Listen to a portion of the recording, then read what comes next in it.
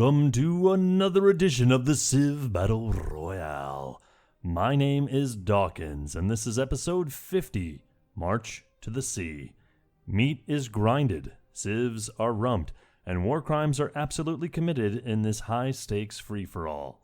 Starting on turn 581, let's get right into this. Also, Black Lives Matter. Welcome back to the Civ Battle Royale X. I'm your host, alt history junkie and sleepless Politico user Enigma Conundrum. It's a treat to be here in the narrator's chair today. Today we've got a whole show and a half lined up for you, so kick back, relax, and let's watch the war march on. But first, a hilarious piece of OC from user Sevastopol Station, who accurately depicts how on Earth Parthia is still somehow alive. I can't think of any other reason why they still exist, so Sevastopol is clearly correct. Here we see the amazingly drawn map of the world as we last saw it that user Varia made. There's quite a few city-states and soon-to-be city-states here, as well as a handful of superpowers. Really quite an imbalanced map, but all the better when hand-drawn. We shall see how much these borders change today. A piece of beautiful data from user Autistic Not Weird. We can see how Madagascar can, based on PR trends, emerge as the victor of the CBRX this very part. Will it come true? Who knows, but it's fun to consider the Madagascaran peacekeepers launching a worldwide takeover. Our power rankers have been working hard as usual, and they came to a shocking conclusion. The Kazakhs are number one. I know it's totally unexpected. In all seriousness, the war with the Iroquois that just began at the end of the last part could really make or break the Kazakh grip on the top spot.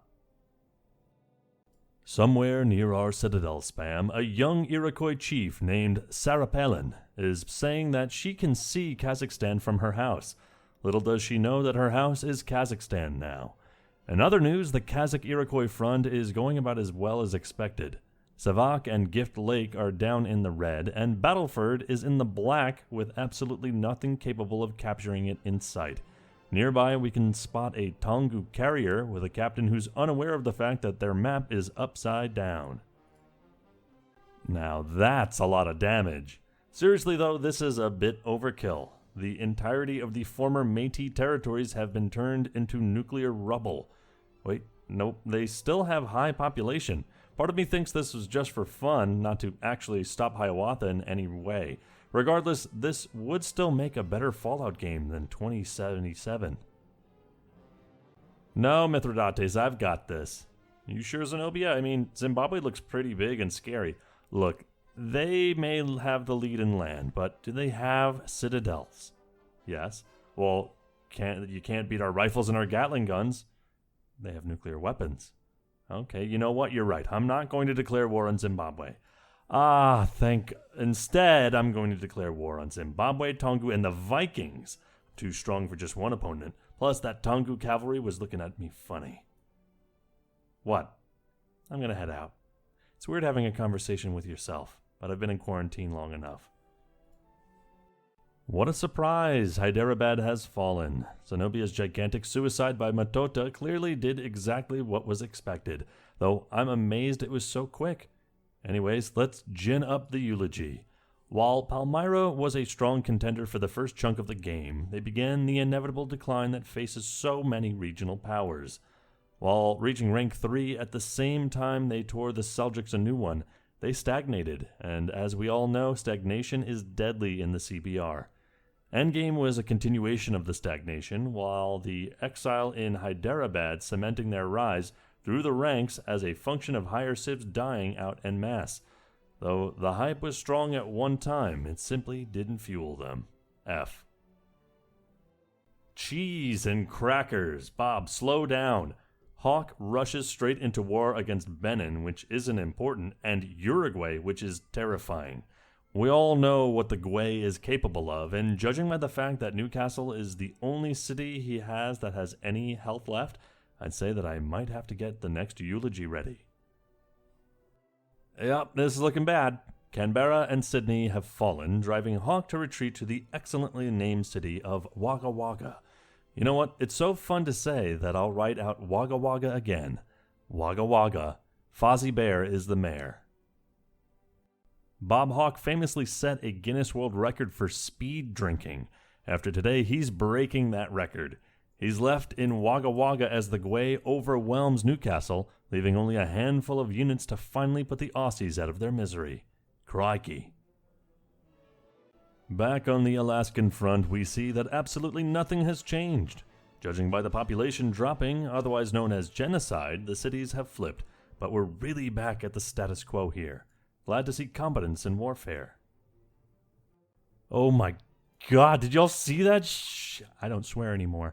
Okay, so here's what went down. When Uruguay flipped Newcastle, Australia focused its troops on flipping it back, which they did successfully. Then Aware crept in the back door and flipped the city. For all of you who predicted that Uruguay would kill Australia, I'm sorry that your supposedly tame prediction is so completely false. Oh my, hold on a minute, I need a minute. Okay. Hey guys, it's me, your boy Glycolysis, Sir Malik, the one and only, back again for another exhilarating guest appearance, this time brought to you by Enigma. So what do we have going on this time? What? Well, Australia's blue now. I suppose that's old news, though, isn't it? And, you know, that Madagascar and Musqueam in the south is quite interesting, isn't it? And also, why is Benin in Newcastle? Snipe of the game, folks. I'm in awe of this lad. Invest in Benin now, everyone. This is Glycolysis, the coolest guy around, signing out. Glycolysis, or Sir Malik, used to be the mayor of Devin in Mark II, and he was a big Sparta supporter. Now I can say confidently that he's probably the mayor of the Benin city of Owo, because, I mean, you figure that out for yourself. Okay, it's Enigma again. I'm calm. Ahem. Right. A eulogy. While Australia has been beyond dull in-game, pre-endgame has been anything but dull as Bob Hawke got relentlessly dunked on. With Papua deciding that islands didn't really matter anyways, they got pounded early in the game. After surviving a Kiwi invasion that only fell due to massive incompetence, they bickered with Sulu to little avail. While a strong performer in the rankings, they never quite peaked or did anything, honestly. Now in endgame, they lazily settled across the outback before Uruguay's reviled Pacific fleet crashed against the beaches. Now they lay defeated, taken out at the hands of the most magnificent snipe I think I've seen in CBR history, unless we're forgetting the Vietnamese sniping at the hands of the Blackfoot. Blackfoot Vietnam, that was the coolest, in my opinion. Seriously, this isn't looking so hot. Tongu has all of 2 cities left, and though they made peace with Zimbabwe, they're very, very close to death. All it'll take is a little push for Hobart to fall, and with both Zimbabwe and Uruguay breathing down the Peacock pirate fleet's neck, this isn't looking pretty. Today in CBRX world, all is peaceful in Hong Kong. Nothing wrong there, no protests or anything. How lovely. In real news, though, Zimbabwe is having some fun consolidating. All is going well for them, though Madagascar's peacekeeping force is absolutely everywhere. Dear God, they're everywhere. Here we see Uruguayan Polynesia, including the mighty Pacific Fleet that's notably been nowhere near the recently concluded Australian War. Even when your navy is top tier, you still can't evade the terrible, terrible naval tactics. Tongo, Tongoing, Tongon. I swear there was a Tongu here for 2 minutes ago or something. Wherever did I put it? Looks like the Zimbabwean executioner is still on a roll, as this is the second rump they've eliminated today. Keep in mind that we're at our 3rd death of this part, and we haven't even hit slide 20. Never mind that, now a word. While they evolved into a looming threat of pre-endgame, one who would undoubtedly dominate the eventual victor of the Chinese Triangle, Tongu never quite materialized. Their production high and their military powerful. They had what they believed would turn them into the next world-crushing nightmare. However, as so many before them can attest, laziness kept them from making it over the hump. Kicking Sudan out of Western Polynesia was certainly a peak of theirs, leading them to the status of eventual superpower before Endgame. Endgame was less interesting, though, with them island hopping left and right, but never quite advancing beyond regional power. Sure, snapping up Hawk's dumber cities was fun, but it didn't mean much. While they proved the necessity of boats in a naval invasion, who'd have thunk that, when they tossed Sulu to the sharks in their loudest bang, ultimately Banyang's end was more of a whimper. Sorry, Emerald. F. Back on the Alaskan front, nothing of note has happened. The Kazakh-Iroquois genocide stalemate keeps on grinding. Meat grinders are gonna grind, I suppose. We shall see if anything changes whatsoever. Lime's note that Uruguay now controls both Antarctica and the Arctic, from sea to shining sea. In Onondaga, Hiawatha said, "Screw this, we're going to fight everyone," and so it was done. Now they're at war with Benin and, more importantly, Uruguay. We can already see the impacts of this with Kanahojare nearly falling. While the Alaskan ground beef factory keeps churning, this might be enough to really wreck the Iroquois. Stay tuned. Well, there we go. The Gwe has already pushed on into St. Louis de Langevin and Kanjari, with very little sign of stopping. Lord Hiawatha, are you sure about this? We've got them on the run now, lads. We're doomed. Again, hard to have a conversation with yourself. Cities keep falling left and right. We've proved a myth wrong in Onondaga, and the oft-neglected Atlantic Fleet has managed to actually take a city. Looks like Kanawalohale is about to fall too, which puts the Gwe dangerously close to taking Florida. Well, the menace of Montevideo has finally been halted as Hiawatha manages to retake Canajoharie. He's stretched thin and resorting to pillaging everything, but you have to respect how well Hiawatha is holding his own. Don't know how long he can do it with both greatest country and Gwe breathing down his neck, though. Jesus licking a melting ice cream cone to get the last drop. Christ. Yep. That's another precision shot. Benin captures Kanawalohale for some reason. I can't pronounce it. Guess they really like mojitos. I can't justify it, but it will stop the city from flipping willy-nilly. You can say what you want about Benin, but this really has been their moment in the sun. Guess what? Nothing is happening in Alaska. The cities remain at one population due to war crimes, all of them committed by the Iroquois. Kazakhstan never did anything wrong, ever. You heard it here, folks.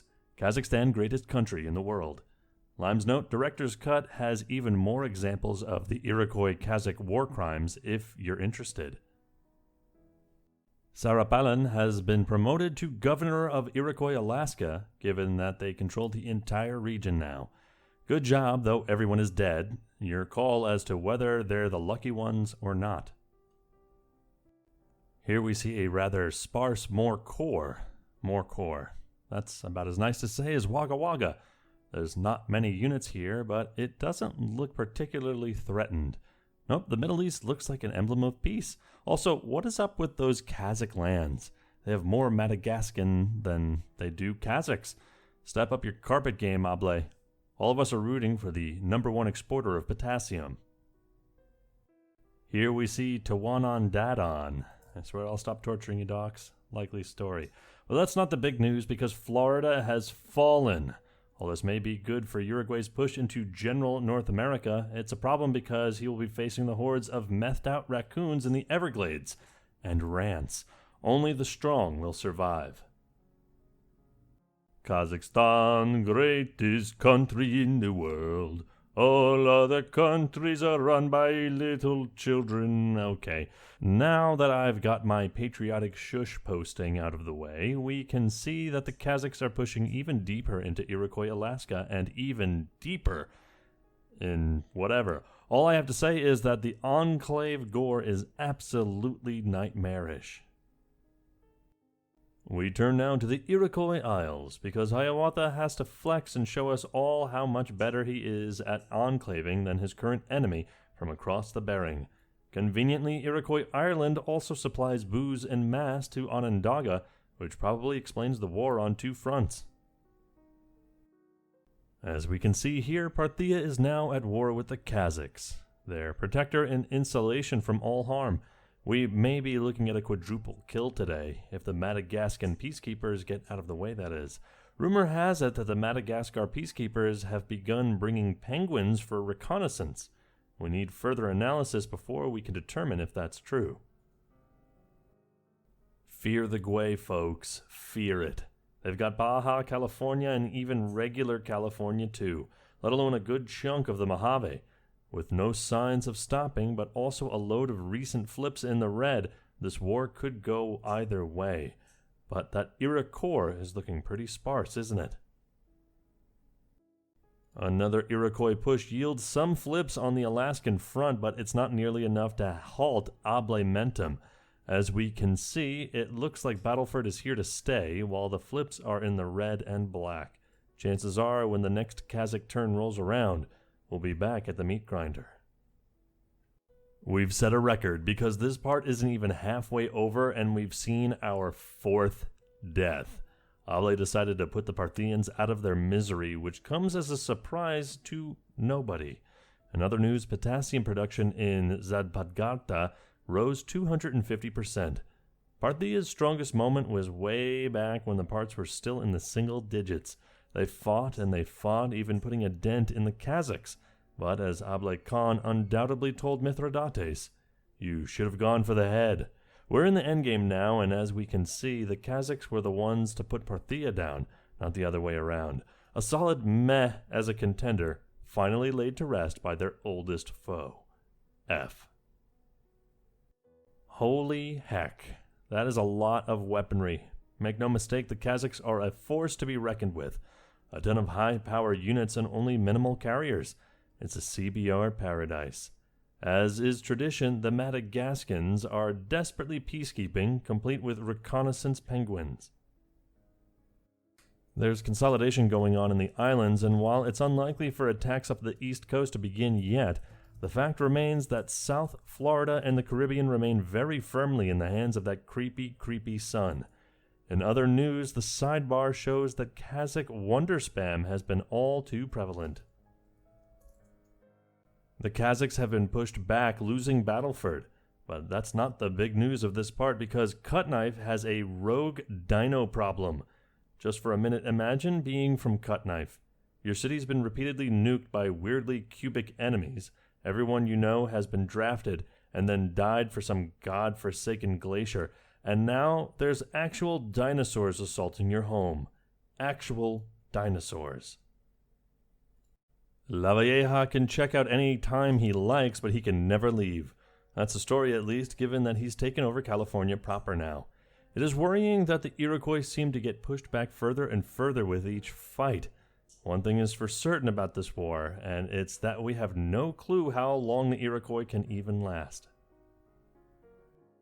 Someone's learned from Benin in Australia because Uruguay just sniped a city up in northern Alaska. Why they want Wood Mountain, I have no idea, but now they have it. That's progress, right? Well, there's a hole in the Alaskan dam. The Kazakh horde is surging its way through into the Canadian interior, complete with more recreational use of nukes than an angry ANCAP. Hiawatha must have violated the NAP or something. It's the only explanation I can see. Another good look at the casual use of Kazakh warheads. There must have been a 10-for-1 special on McNukes today, judging by the destruction the Kazakhs have left behind. Note to self, Ablai Khan is an unstable anarcho-capitalist. I wonder who pays for the roads in Kazakhstan in that case. It seems like the dam has finally broken. The Kazakhs control everything down the west coast now, with very little nearby, easily able to recapture them for the Iroquois. Glorious Kazakhstan shall rule over all.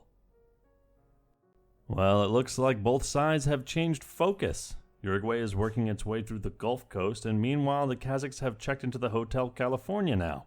This is getting very, very scary. Sorry, did I say scary?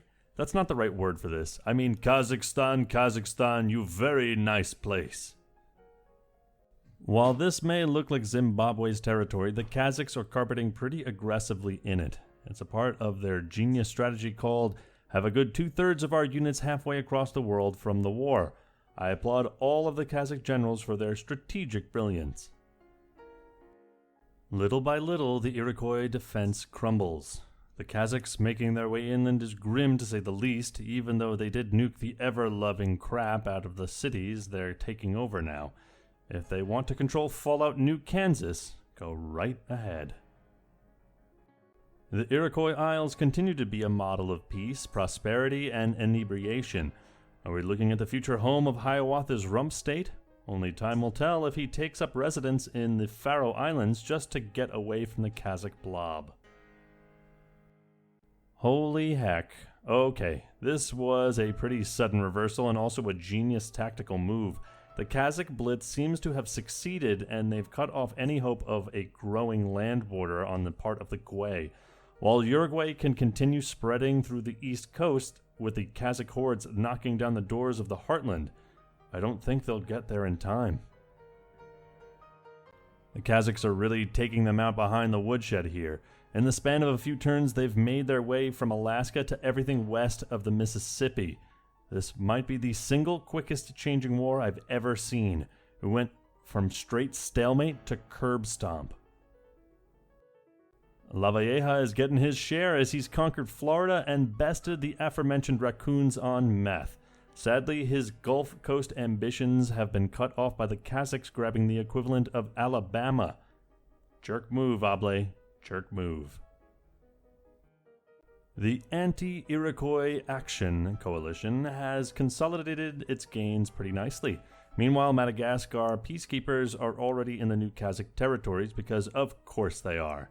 Have we considered that a surprise declaration of war by Madagascar could really revive the rump? Well, for a minute before they got utterly obliterated. Fun thought though. Congrats, Lavalleja, you've taken the final chunk of the coast. It appears that, based on the consistent population drop, the Iroquois flipped the city back before the Gwei swooped in and took the key prize of Alabama. Well, different strokes for different folks. Jesus fleeing across the Canadian border to dodge the draft Christ, that Madagascan peacekeeping force though. What did they hear? That the Kazakhs had new lands and they had to infiltrate them as soon as possible? Might actually be helpful to the Kazakhs though, given that it gets in the Iroquois way. Uruguay's east coast creep is working all as intended as they work their way up to Hiawatha's back door. While the Iroquois are attempting a last stand in Appalachia, who knows what's going to happen here, but I doubt it's good news. Quebec is looking pretty solid at the moment, though how much that's related to being isolated from the meat grinder in the west and south. It doesn't matter though, because the Iroquois and Kazakhs have peace now. Guess that just turns it into an Iroquois-Uruguay war, one that will be significantly harder. One thing is certain though, do not frick with Able Khan. He went from a city in Alaska to 2/3 of North America in a single part. Why, Hiawatha? Why? Apparently the Iroquois Isles are Kazakh clay now, for some ridiculous reason. Giving up his most well-protected holdings in the peace deal is just the worst idea. Hiawatha honestly just dropped himself another rank or two out of pure incompetence. Kazakhstan's decided to escape to the one place that hasn't been corrupted by capitalism. Space. Where they discovered the fact that the cylinder exists in its own pocket dimension. There is no escape. Well, with that victory screen, that's it for the entire CBRX endgame. I'm Enigma Conundrum, and I've been your narrator. It's been so good to be with you for the finale. Oh, what's that? There's more? Like a lot more? Oof, okay, let's keep going then. Where did these peacekeepers come from? Seriously, where do they keep coming from? Kazakhs have only held these territories for a few turns and they're already getting carpeted by Madagascaran units. In other news, the Gwei has been beaten all the way down to Cuba. Good news for the newly rumpified Iroquois. Suddenly, the Iroquois are back in the Caribbean. That's not a rump at all. Hiawatha has been having some wild mood swings, honestly. One minute he's giving away some of his best cities, the next he's William Tecumseh Sherman, if that's his name, marching his way to the sea.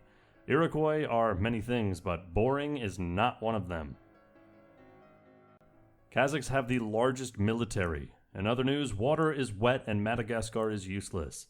It's not even close though, as also you can really see the bleeding Lavieja and Hiawatha have been through for this entire war. The fact that Able hasn't suffered too much, be afraid world, be very afraid. Hiawatha is having none of your nonsense.